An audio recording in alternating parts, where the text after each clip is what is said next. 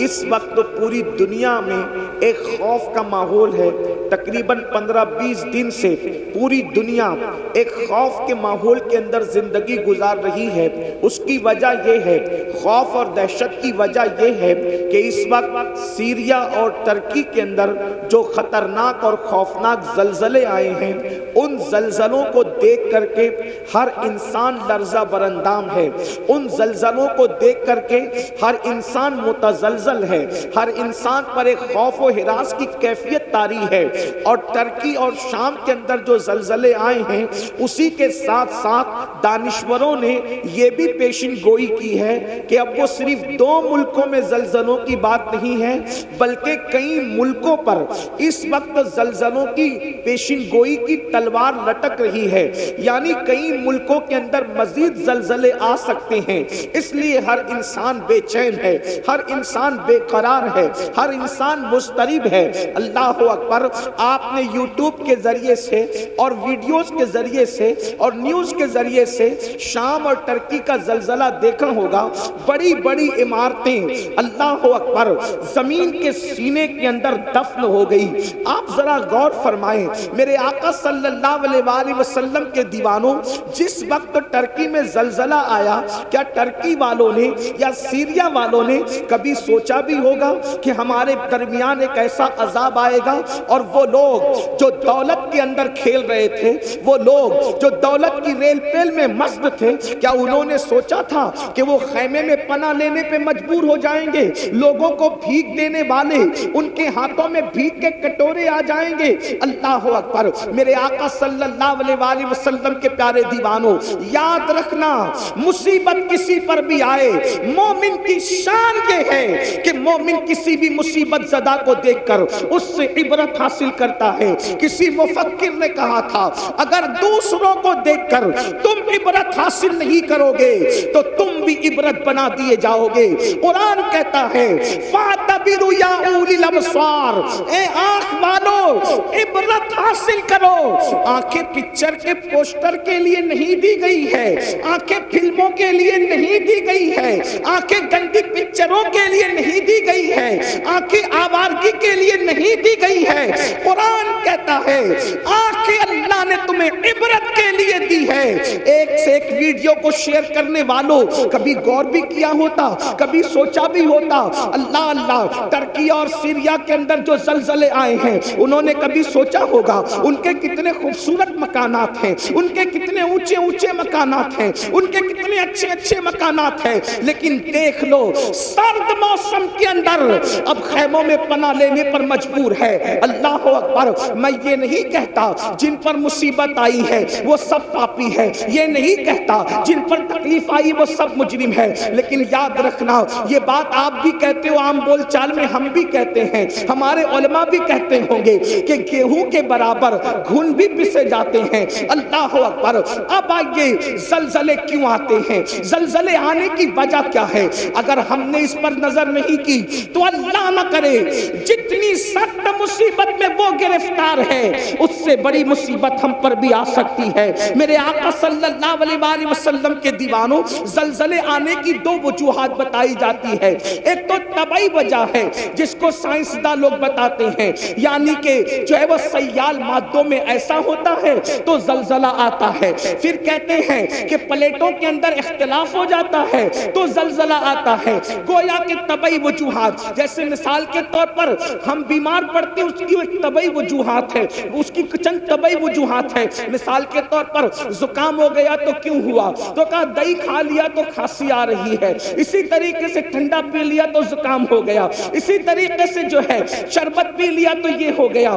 یہ وجوہات طبعی وجوہات بتائی جاتی ہے، لیکن ایک دوسری وجہ ہوتی ہے اور وہ حقیقی وجہ ہوتی ہے اور وہ سچی وجہ ہوتی ہے۔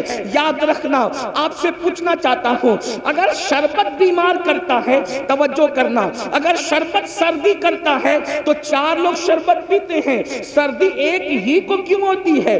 3 لوگوں کو کیوں نہیں ہوتی؟ اگر سب کو شربت نقصان پہنچاتا تو نقصان سب کو پہنچانا چاہیے تھا۔ اسی طریقے سے اگر مرچی سے موشن ہوتے ہیں تو 4 لوگوں نے کھائی تو ایک ہی کو کیوں ہوئی، 3 کو کیوں نہیں ہوئی؟ اس کا مطلب یہ ہے ہم ریزن تلاش کرنے میں طبعیات میں تو پھنسے ہوئے ہیں لیکن حقیقت پر ہماری نظر نہیں ہے۔ لیکن آج کے قرآن و سنت کو ماننے والوں، جب بھی کوئی مصیبت آتی ہے تو ہم قرآن اور حدیث میں اس کی وجہ تلاش کرتے ہیں۔ کیا وجہ ہے؟ قرآن و حدیث میں تلاش کریں۔ میں آپ سب کی توجہ چاہتا ہوں، ذرا غور فرمائیں۔ اللہ اکبر۔ اب طبعی وجوہات تو بتا دی گئی، سجال مادوں نے ایسا ہوا تو ایسا ہو گیا، پلیٹوں میں ایسا ہوا تو ایسا ہو گیا، یہ ہو گیا تو یہ ہو گیا، لیکن حقیقی وجہ کیا ہے؟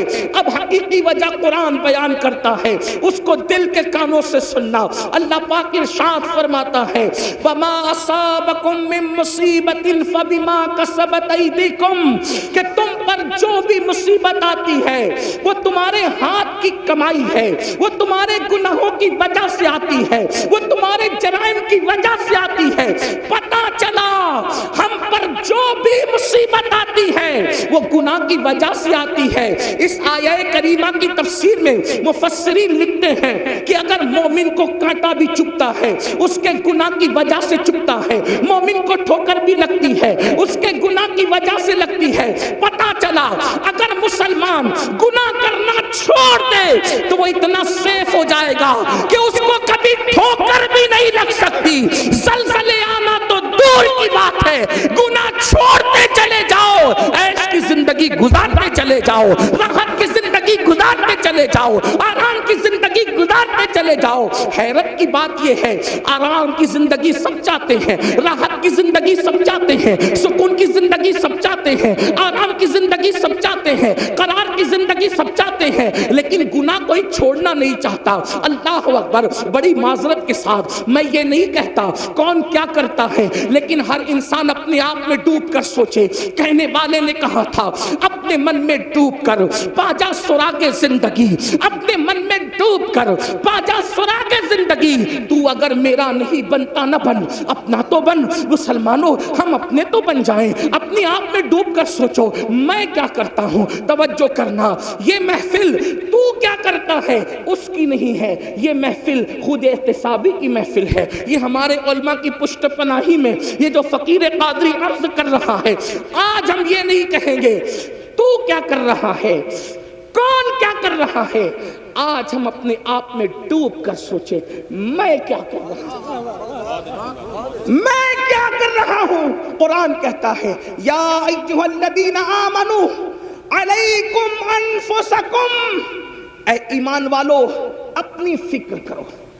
آج مسلمان کے اندر یہ بیماری پیدا ہو گئی، تو کیا کر رہا ہے، وہ کیا کر رہا ہے، کون کیا کر رہا ہے۔ اس لیے ہر آدمی دوسرے کو مجرم ٹھہراتا ہے، خود احتسابی نہیں۔ ہمارے بزرگوں میں کیا طریقہ تھا، میں کیا کر رہا۔ ایک مرتبہ سلطان العارفین حضرت بایزید بسطامی کے دور میں بارش بند ہو گئی، بارش بند ہو گئی۔ لوگوں نے کہا بارش بند ہو گئی، چلو سلطان العارفین بایزید کے پاس۔ یہ بایزید کون؟ سید الطائفہ، طاؤس العلماء۔ حضرت جنید بغدادی فرماتے ہیں جو مرتبہ فرشتوں میں جبریل امین کا ہے، وہ ولیوں کی کائنات میں اللہ نے سید السلطان العارفین حضرت بایزید بسطامی کو مقام عطا فرمایا۔ جیسے فرشتوں میں جبریل ویسے ولیوں میں بایزید بسطامی۔ یہ بات جنید بغدادی نے اس وقت کہی، ابھی سرکار غوث پاک کی آمد نہیں ہوئی تھی، ان کی آمد سے پہلے یہ بات کہی گئی۔ آپ سے پوچھتا ہوں جو ولیوں میں جبریل کی طرح ہے، جیسے فرشتوں میں جبریل ویسے سلطان العارفین بایزید ولیوں میں ہیں، ایسی ہستی کے پاس لوگ آ کے کہتے ہیں بارش بند ہو گئی۔ توجہ کرنا، اپنے دور کی بے مثال ہستی جس کی بارگاہ میں داتا علی حجویری جیسے لوگ خراج عقیدت پیش کریں، جس کی بارگاہ میں جنید بغدادی جیسے لوگ خراج عقیدت پیش کریں، جس کی بارگاہ میں سر سختی جیسے لوگ خراج عقیدت پیش کریں، وہ سلطان العارفین حضرت بایزید بسطامی رضی اللہ تعالیٰ عنہ کے پاس جب لوگ پہنچے حضرت بارش نہیں ہو رہی، کیا فرماتے ہیں میں جان گیا کیوں بارش نہیں ہو رہی۔ توجہ کریں، میں جان گیا کیوں بارش نہیں ہوئی۔ کہا میرے گناہ حد سے بڑھ گئے، میرے گناہ حد سے بڑھ گئے، اس لیے اللہ نے میری وجہ سے بارش روک لی۔ ایک کام کرتا ہوں، میں شہر چھوڑ کر کے چلا جاتا ہوں۔ جب مجرم اور پاپی شہر سے نکلے گا تو جس کی وجہ سے بارش رکی ہے پھر باران رحمت کا نزول ہو جائے گا۔ لوگ حیرت زدہ رہ گئے، اتنی بڑی ہستی، اتنی بڑی شخصیت جس کی زندگی میں کبھی تہجد فوت نہ ہو، جس کا مقام اور مرتبہ مقام شہودی اور حضوری میں یہ ہو کہ خود فرماتے ہیں ایک لمحہ بھی جلوے یار اگر نظروں سے اوجھل ہو جائے تو میں اپنے آپ پر کفر کا فتویٰ دے دوں۔ اندازہ تو فرمائیں یہ مقام حضوری کی منزل پر فائز ہیں، اور حال کے کہتے ہیں میرے گناہ بڑھ گئے اس لیے میں شہر چھوڑ کر کے جاؤں گا، میری وجہ سے بارش رک گئی ہے، باران رحمت کا نزول ہوگا۔ اور سلطان العارفین جیسے ہی شہر چھوڑ کے نکلے، اللہ کو عاجزی کی یادہ اتنی پسند آ گئی، لوگوں کے استسقاء اور دعاؤں سے بارش نہیں ہوئی، بایزید کی عاجزی کی برکت سے باران رحمت کا نزول ہو گیا۔ حیرت کی بات یہ ہے جو گناہگار نہیں تھے، جو مجرم نہیں تھے، وہ اپنے آپ کو گنہگار سمجھتے تھے، اور یہاں حال یہ ہے جو کبھی اٹھ کر کے مسجد بھی نہیں جاتے ان کو یہ غرور اور گھمنڈ ہے کہ مولانا ہم جنت میں نہ جائیں گے تو کون جائے گا۔ جن کا حال یہ ہے کہ وہ کھڑے ہو کر استنجا کرتے ہیں تو 3 دن تک کے غسل نہیں کرتے، ناپاکی کی حالت میں زندگی گزارتے ہیں، جو غسل جنابت کے حوالے سے اتنے غافل ہیں کہ 3-4 دن ناپاک پڑے رہتے ہیں، ان کو بھی یہ گھمنڈ ہے کہ مولانا ہم جنت میں نہ جائیں گے تو کون جائے گا۔